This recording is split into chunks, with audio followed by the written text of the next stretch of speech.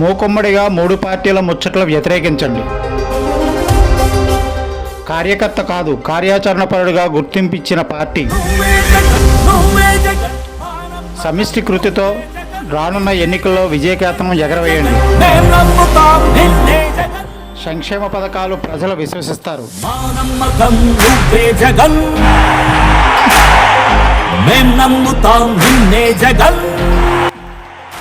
కార్యకర్త కాదు, కార్యాచరణపరుడిగా వైఎస్ జగన్మోహన్ రెడ్డి గుర్తింపు ఇచ్చిన ఘనత వైఎస్ఆర్ పార్టీకే దక్కుతుందని రాజ్యసభ సభ్యులు మరియు రీజనల్ కోఆర్డినేటర్ వైవి సుబ్బారెడ్డి పేర్కొన్నారు.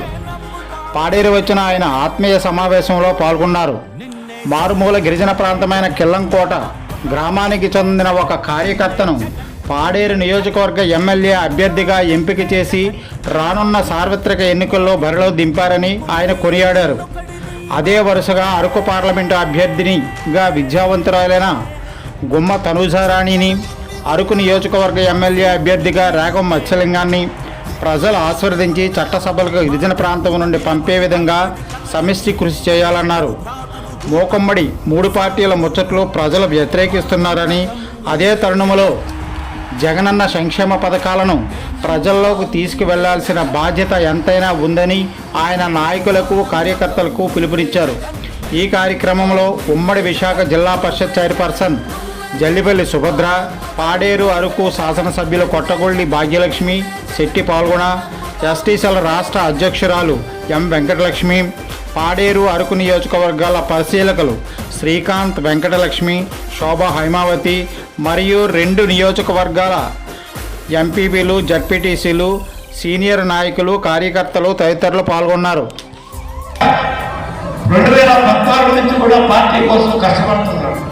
అందుకని వాళ్ళ బాబాయ్కి జడ్పీటీసీ ఇచ్చారు. మళ్ళా ఆయన పనితీరును మెచ్చి మళ్ళా ఎస్టీ కమిషన్ మెంబర్గా ఉన్నారు. సోదరి భాగ్యలక్ష్మి గారు ఎమ్మెల్యేగా ఏ విధంగా ఆ రోజుల్లో అవకాశం ఇచ్చారో మళ్ళా ఈరోజు విశ్వేశ్వరరావుకి గౌరవ ముఖ్యమంత్రి గారు అవకాశం ఇచ్చారు.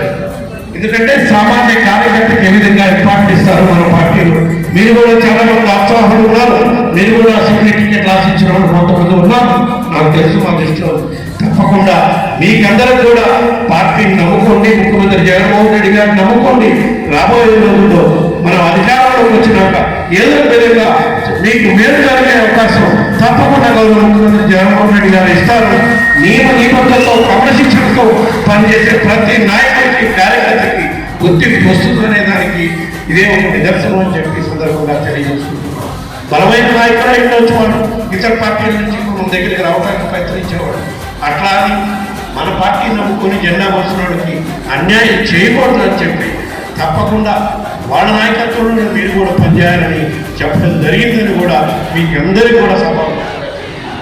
కావున ఏ విధంగా అయితే ఇప్పటి వరకు పాడేరు నియోజకవర్గానికి సంబంధించినంత వరకు డాక్టర్ భాగ్యలక్ష్మి గారి నాయకత్వంలో పనిచేస్తూ విశ్వేశ్వరరావు గెలుపు మీరు అందరూ కూడా కృషి చేస్తున్నారు. అందరూ కలిసి సమన్వయంగా పనిచేయండి. ఆ రోజు 2019లో భాగ్యలక్ష్మి గారికి ఎట్లా అవకాశం ఇచ్చారో మళ్ళా 2024లో విశ్వేశ్వరరావుకి అదేవిధంగా అవకాశం ఇచ్చారు. కాబట్టి తప్పకుండా ఆయన కూడా మంచి మెజార్టీతో గెలిపించి ఫ్యాన్ గుర్తుపై చేసుకుంటూ వస్తున్నారు. అవన్నీ కూడా మీరందరూ కూడా మీ గ్రామాల్లో, మీ నియోజకవర్గాల్లో మీరు చూస్తూనే ఉన్నారు. అభివృద్ధి కార్యక్రమాలు ఎటువంటి అభివృద్ధి కార్యక్రమాలు చేసామంటే గ్రామ సచివాలయ నిర్మాణాలు చేసుకోవడం, రైతు భరోసా కేంద్రాలు ఏర్పాటు చేసుకోవడం, ఆరోగ్య క్లినిక్స్ ఏర్పాటు చేసుకోవడం, నాడు నేడు ద్వారా గ్రామాల్లో ఉండే స్కూల్స్ని, హాస్పిటల్స్ని పూర్తిగా రూపుమాపి ప్రతి పేదవాడికి, మరీ ముఖ్యంగా గిరిజన ప్రాంతాల్లో ప్రజలకి నాణ్యమైన విద్య, నాణ్యమైన వైద్యం అందించడం కోసం కోట్లాది రూపాయలు ఖర్చు పెడుతున్న ప్రభుత్వం మన ప్రభుత్వం అని చెప్పి ఈ సందర్భంగా దానికి ఉదాహరణ మన పాడేరులో నిర్మాణం చేస్తున్న గిరిజన ప్రాంత ప్రజల ప్రాణాలు కాపాడటం కోసం పాడేరులో నిర్మాణం చేస్తున్న super speciality hospital, medical college సుమారుగా 500